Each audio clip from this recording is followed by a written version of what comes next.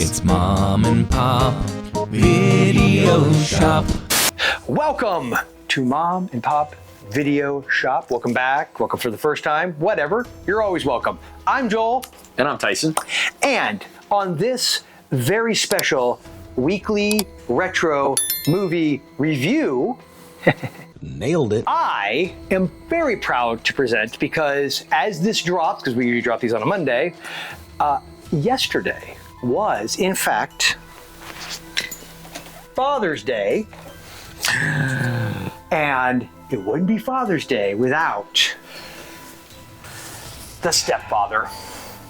Can I tell you what an asshole I am? Oh, please do. Since we started this channel, I've just been itching at the chance to do Stepfather before you could do it. I beat him. Men are easily amused. I'm not surprised that Joel has picked Stepfather any time of the year. How about this? Maybe what we could do is do Stepfather trilogy, and I also have one of the not for sale screeners of Stepfather 3 as well. I kind of like this movie, these movies, including 2 and 3. Judge me if you will. Judge away. Judge. So, The Stepfather. Let's see how much I can do purely from memory. 1987, starring the amazing Terry O'Quinn. Yes. Jill Schoelen plays the stepdaughter, and Shelley Hack, I mean, come on, what a great name for, plays the wife of said stepfather, and Terry O'Quinn plays, I think, I always get them mixed up, like which one he is in each movie, much like he does, like, who am I here? Jerry Blake, I believe, is this one, right? Let me see, blah, blah, blah, blah, blah. Yep, I was right. So he becomes Jerry Blake. So this movie starts off in a super dark place. It wasn't that dark. If you don't know anything about The Stepfather, first off, immediately stop this video, go watch this movie, and then come back. Are you gonna leave us? This is in my top 10, always in my top 10. Sure. And I call it a horror movie. It's a thriller, but I call it a horror movie. It's a horror thriller. It's an interloper movie, which is one of my favorite subgenres. Probably my favorite subgenre of thrillers in general is interloper, Pacific Heights, Unlawful Entry, Hand the Rocks a Cradle. Those movies, I mean, this definitely falls in there. Although this one I would say... Single white female. Yep, single white female would absolutely be in there. This movie is like a proto one Wizard of those. of Oz. Fatal Attraction. Say what now? She's an interloper. Hell yeah, she is. Oh my God!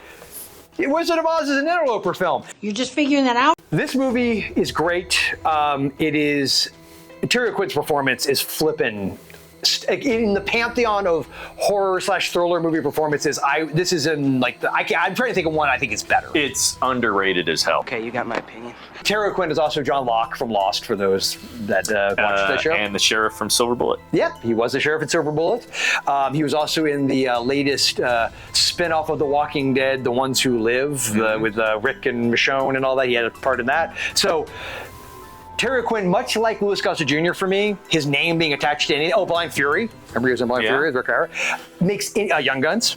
Impulsiveness, hyperactivity, short attention span. Anything he's in to me just gets better because he's in it. So to read it off the back of the box, just in case you don't know, Daddy's home and he's not very happy. For Henry Morrison, Terry O'Quinn, the American dream is everything. A beautiful home, a loving wife, and adoring children, but his family disappointed him. So early one morning, he killed them. No one caught him. He simply vanished, only to begin again. Now he's Jerry Blake, a real estate salesman living in a beautiful home with his loving wife, Shelley Hack, and charming daughter, Jill Schoelen. How old is she, by the way? In the movie context, 16, I think. Okay. We'll get there. Everything's in place, except his new daughter doesn't like him. She's standing in the way of the American dream. She's disappointing him. So this movie came out at sort of the height of like the Reagan era America, right? Yeah. This is an example, in my opinion, of a movie that you could say there is definite social commentary to it. However, it also, you don't have to watch it for that. It just stands on its own as an awesome thriller, and that adds a layer to it. As themes should, it adds layers to it. It doesn't become the whole flippin' point of the movie. Calm down, calm down, calm down. Now, if you don't know, this movie was actually loosely based on a true story. I didn't know that until you told me. Yeah, the John List murders of the 70s. And John List was actually one of the first people shown on America's Most Wanted back in the late 80s, where they did one of those busts of like what he'd look like now, and they caught him like shortly after, which I think is what helped really get America's Most Wanted put on the map. And Donald Westlake, the writer, did a lot of. I wasn't the Parker novel, maybe not the Parker novel. There's I think it may be Parker. There's like a like where it's an anti-hero type series that he's famous for of novels. He's more of a novelist, but he wrote the screenplay this is based on. Joseph Rubin is the director. He did Sleeping with the Enemy. Yes. Which I'm sorry, I love that movie. I don't care. Underrated for sure. But I think he does a stellar job directing this movie. If I have a knock, and look, folks, I am not a prude. I am not politically correct in any way, shape, or form. It does not bother me that Joel Schoelen, mild spoiler alert, has a nude scene in this movie. It's a little weird though, and it's like there's one of the things where in my brain I want to try to justify it because of the opening when he is, he's kind of changing his appearance. You actually see more of Terry O'Quinn than you. You see Terry's O'Quinn briefly. Hey-o. That was a euphemism. But it's like the idea, like he's changing, he's transforming, it's like a rebirth. When she has her moment, it's in the middle of like some very intense thing that's happening. And I think it's the idea she's vulnerable. I guess the question becomes camera placement. Was it really necessary? I guess maybe by showing her and making sure we knew how fully naked she was, it's how vulnerable she is. I get that. On some plus it was the 80s and they had to sell their movie. It almost feels like one of those things where they didn't originally have it and then the producers have been like, hey, we need more TNA in this movie. It's pretty sleazy. And also, he does this thing when after he's killed that to this day, I'm so weird. I'll just find myself going, Yeah, the whistle.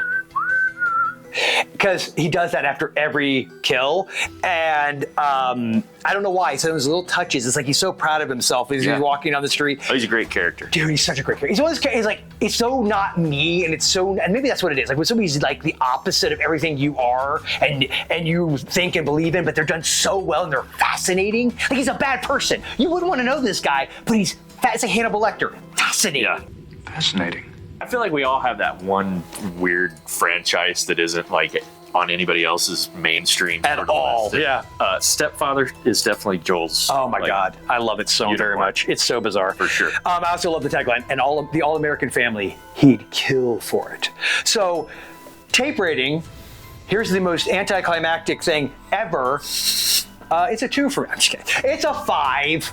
I'm gonna feel bad if I don't.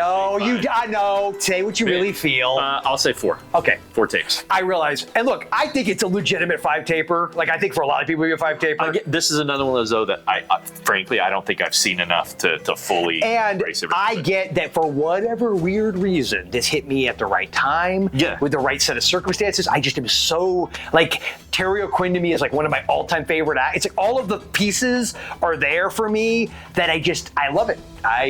You can't always explain why. Sure. But I don't think this is C&D. Like this movie is a good movie.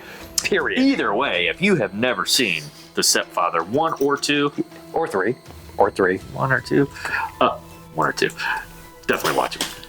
Yes, absolutely. If you have seen it and you feel as ridiculously into it as I am, if you're going to leave a comment and tell me how you think it's hot garbage and boring and stupid and you hate it, I appreciate your comments. You don't have to agree with me. I'm totally 100%. I can handle it, but I don't care. You keep saying that.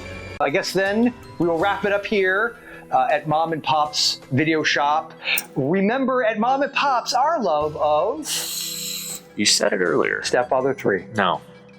Pacific Heights. Starring the only Batman, Michael Keaton. Never stops. Mom and Pop.